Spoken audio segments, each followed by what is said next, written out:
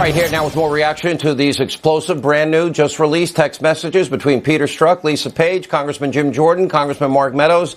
All right, it all started 2 days ago with the media strategy, and drip by drip, we keep getting more and more of these text messages.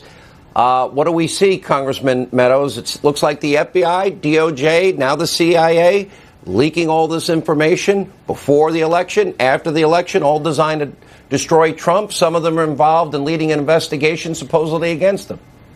Well, obviously, today's new text messages would suggest that the media leak strategy was exactly what we surmised in the letter that we sent to Rod Rosenstein just a couple of days ago. I think, but the bigger context of this is that this is not the end of it. I can say the Department of Justice has been working with Jim and I to get us additional documents.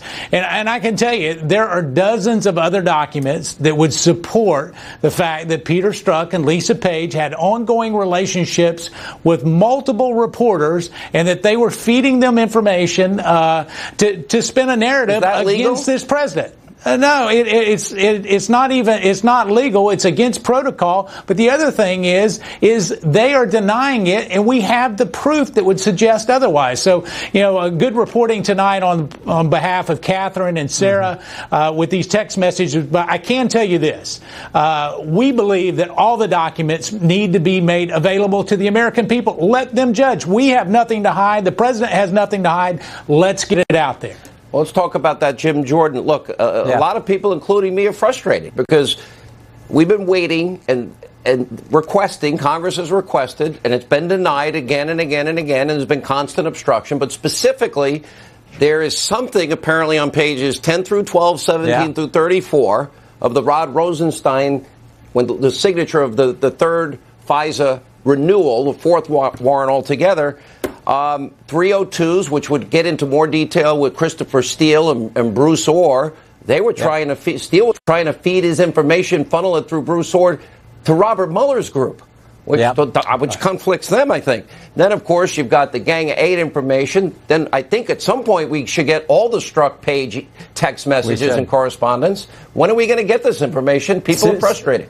Hopefully soon. Transparency is a good thing. Here's what's so frustrating about the dossier was a big lie. So what they did is they said, this is a big lie. The more people we can get talking about the dossier, the more likely it is they'll believe the lie. So that's why they had this leak strategy to support a document that was the basis for everything. That's the big problem here. They took that document, the dossier, untrue document. They took it to the secret court and didn't tell the court important facts to get a warrant to spy on the other you're saying campaign. It nicely. Didn't they purposely lie to the FISA court, purposely withhold pertinent information to the FISA court? Isn't that a fraud committed on a court? Didn't tell him who paid for it. Didn't tell him the guy who wrote it, Christopher Steele, had a extreme bias against the president, said he was desperate to stop Trump, and didn't tell the court about Orr's involvement, both Bruce and Nellie Orr's involvement in production of the document. Didn't tell him. You and I go to court, Sean. We've talked about this before. Mark and I go to court. We got to tell the truth, the whole truth, nothing but the truth. If this is unredacted, what do you know or what do you suspect the American people will say? Why do people tell me? I've not seen them. Well, I asked them, what's it on a scale of 1 to 10? Everyone says a 10 or a 9 is the lowest number it's got. Yeah, I think Go ahead, Mark. Go ahead, Jim.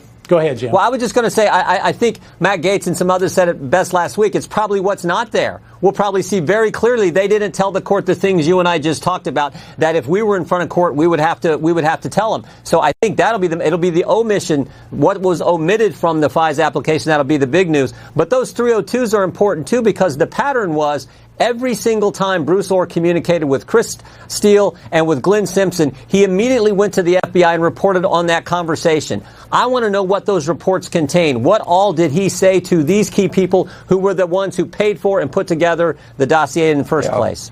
Mark, where's Spartacus Cory Booker when we need him for revealing information? Well, here's the thing is we do need to reveal this. We know that James Comey leaked. We know that Andrew McCabe leaked. We know that actually Peter Strzok and Lisa Page leaked. We also know that the reporters that they leaked to know that they leaked. And listen, we've got names. We've got actually reporters' names.